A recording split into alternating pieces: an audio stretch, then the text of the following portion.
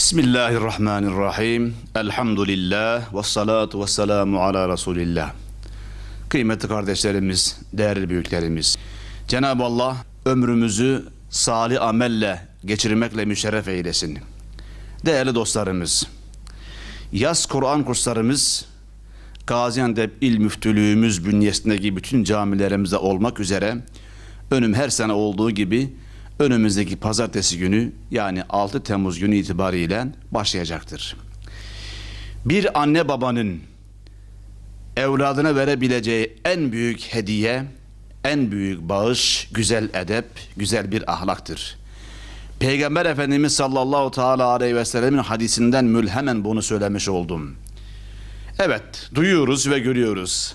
Anne babalar, ebeveynler haklı olarak ben çocuğuma falanca yerde daire aldım, ben kızıma doğum gününde şu hediyeyi aldım, şu kadarlık araba aldım, her bir evladıma araba aldım, kimisine arsa, kimisine daire, kimisine mal mülk, kimisini falanca yerde işe koydum diye söylüyoruz, övünüyoruz ki bu tabii ki doğaldır ve normaldir. Ama Peygamber Aleyhisselatü Vesselam'ın beyanına göre bunlar arasında en hayırlı olan güzel bir edep, güzel bir ahlaktır. Hadis şu: hiçbir anne baba evladına güzel bir edep ve güzel bir terbiyeden daha hayırlı bir bağışı yapmış olamaz diyor.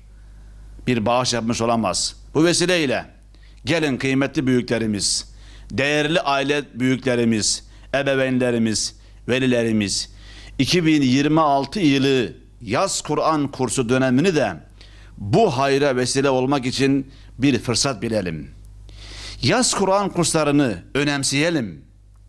Yaz Kur'an kurslarını çocuklar evden çıksın da biraz kafamız rahatlasın mantığıyla değil, çocuklarımızın bu ilim ve irfanla müşerref olması, bu edebi güzel ahlakı elde etmesi için veli olarak, anne baba olarak biz de gayret gösterelim.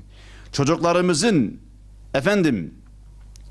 akademik tedrisatını önemsediğimiz gibi zamanında gitsin, zamanında gelsin, uygun kıyafetlerde gitsin, hazırlıklı gitsin, ödevlerini yapsın, öğretmen dinlesin, kayda kurala uyusun, riayet etsin. Bunu dediğimiz gibi aynı hassasiyeti yaz Kur'an kursları için camiye, Allah'ın evine gönderdiğimiz çocuklarımızın göreceği ders için de aynı hassasiyeti göstermemiz çocuğumuza, kızımıza yapacağımız en büyük iyiliktir. Bu vesileyle takip edelim.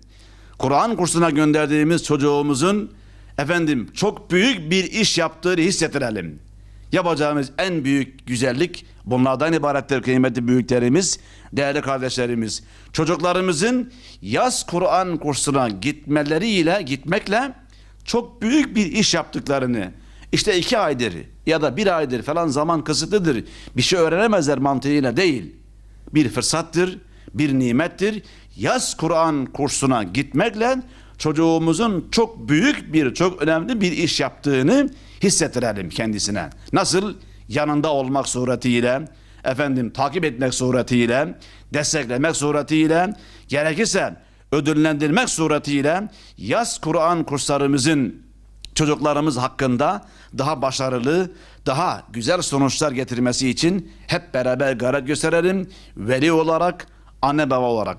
Cenab-ı Allah Celle Celaluhu önümüzdeki pazartesi günü 6 Temmuz günü itibariyle başlayacak olan 2026 yılı yaz Kur'an kurslarımızı hakkımızda, çocuklarımız hakkında, yavrularımız hakkında, geleceğimizin teminatı olan gençlerimiz hakkında hayırlara, bereketlere vesile olmasını Yüce Rabbimizden niyaz ediyoruz.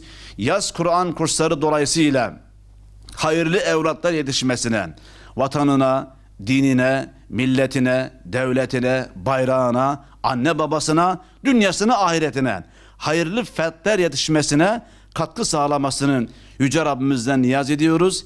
Hepiniz Allah'a emanet olunuz. Allah sağlık, afiyet ihsan eylesin.